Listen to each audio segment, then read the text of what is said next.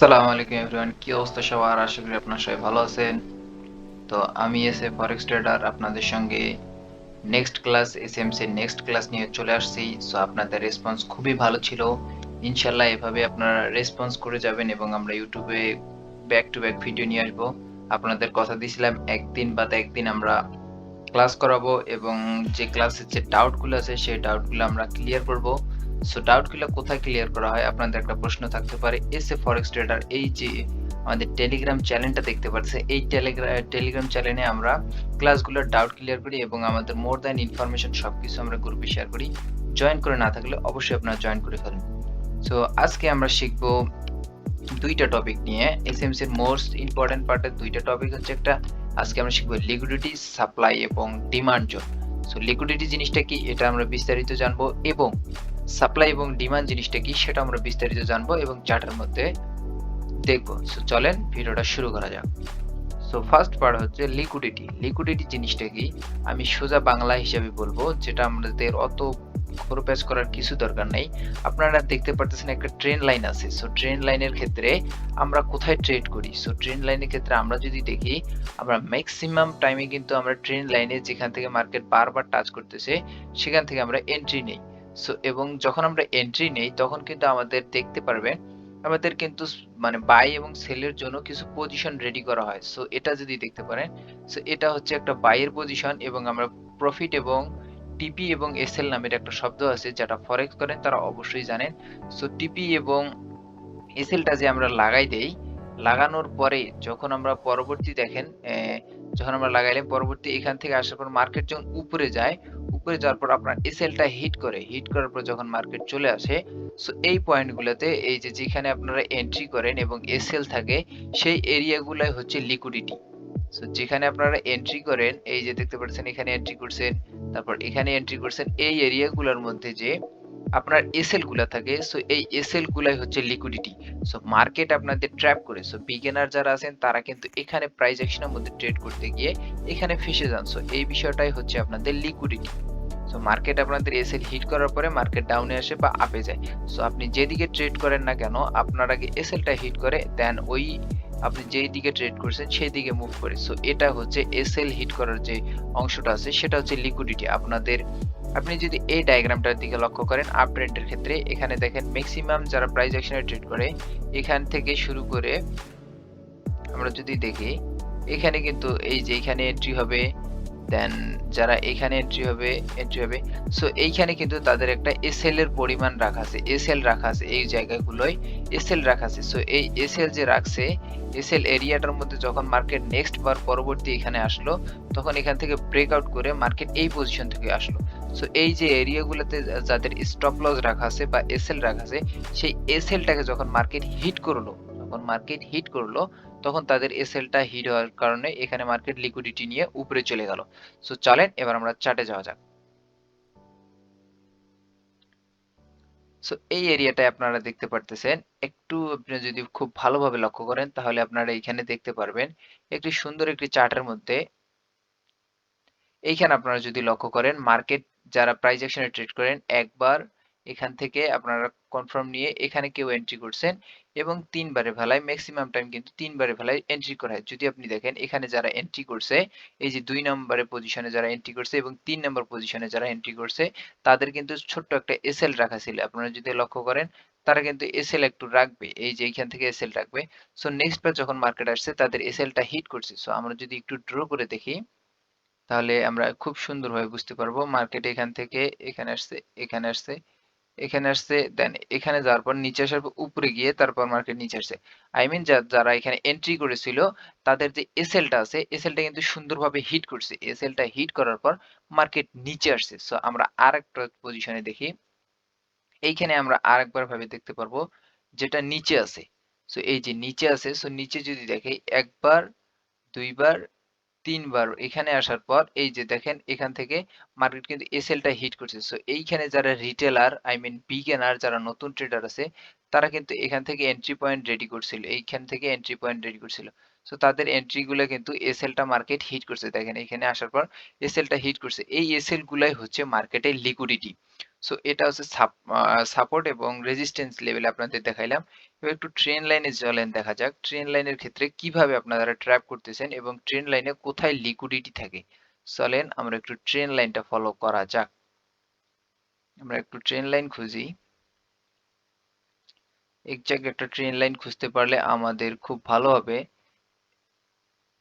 একটু চার্টটা একটু ছোট করে নেই। দেন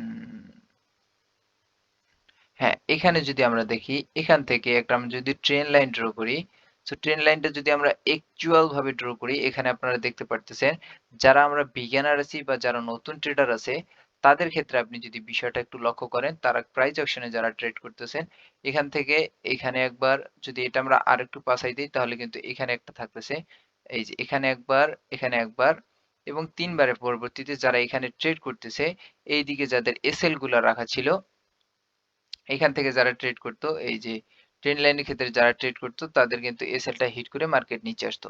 সো আশা করি আপনারা বুঝতে পারছেন কিভাবে আপনাদের মানে এসএলটা হিট করতেছে। এই যে এসএলটা হিট করার ক্ষেত্রে আমরা কিন্তু লিকুইডিটি বিষয়টা বুঝতে পারতেছি।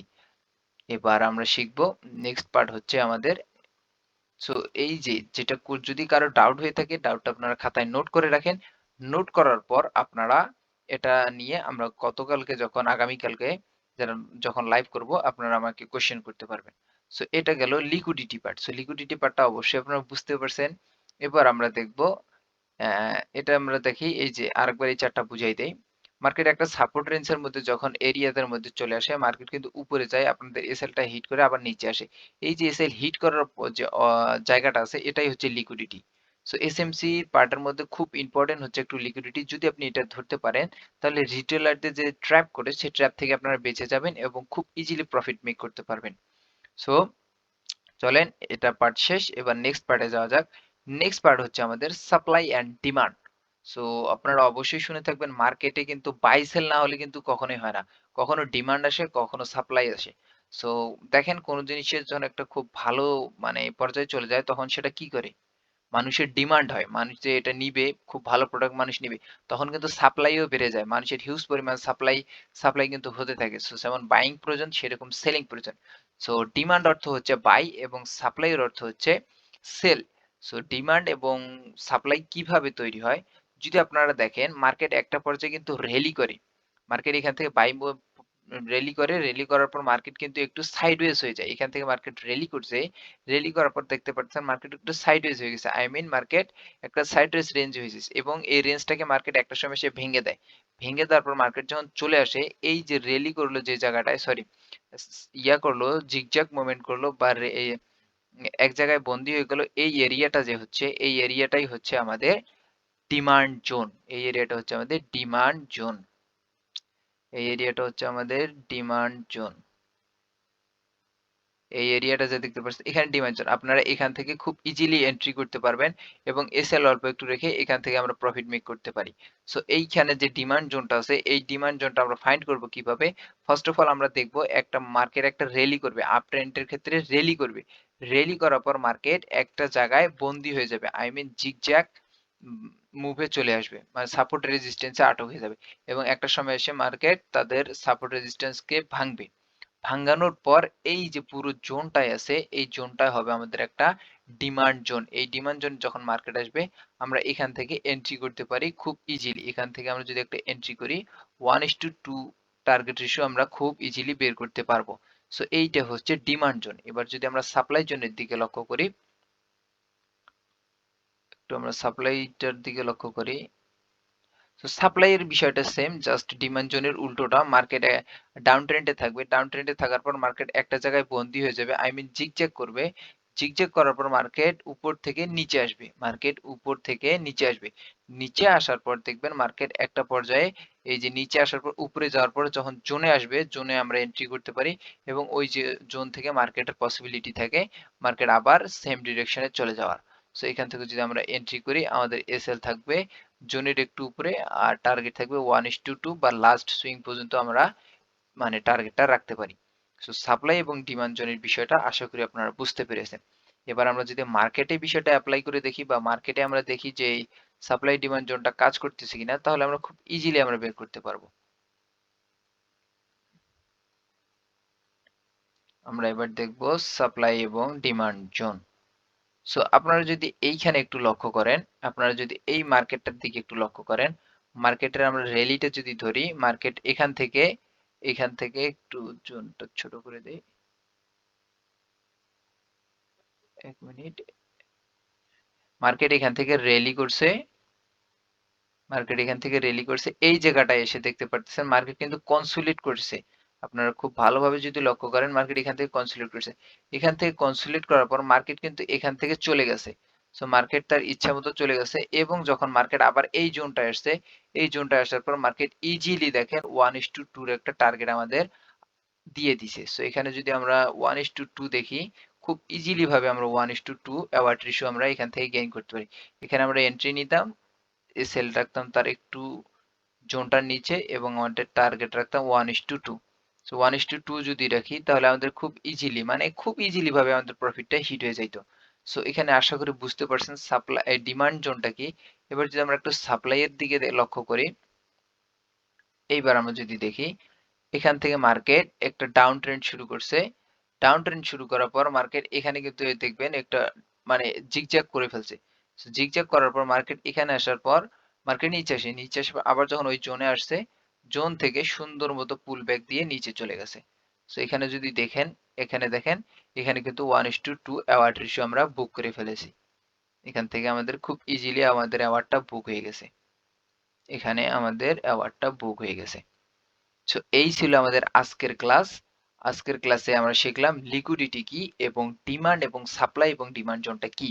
আশা করি আপনারা বুঝতে পারছেন, আমি খুব ভালোভাবে বুঝাইছি আপনাদের। যদি না বুঝে থাকেন, কোনো প্রবলেম হয়ে থাকলে অবশ্যই সেটা খাতায় নোট করবেন। আগামীকাল আমরা আমাদের যে টেলিগ্রাম চ্যানেলটা আছে, এই যে দেখতে পারতেছেন এসএ ফরেক্স ট্রেডার টেলিগ্রাম চ্যানেল, এই চ্যানেলের মধ্যে আমরা লাইভে এসে সবার ডাউটগুলো ক্লিয়ার করে দেবো। কারো কোনো কোশ্চেন থাকলে সেগুলো আমরা সলভ করে দেবো। তাই কাইন্ডলি খুব দ্রুত জয়েন করে ফেলুন এসএ ফরেক্স ট্রেডার টেলিগ্রাম চ্যানেলে।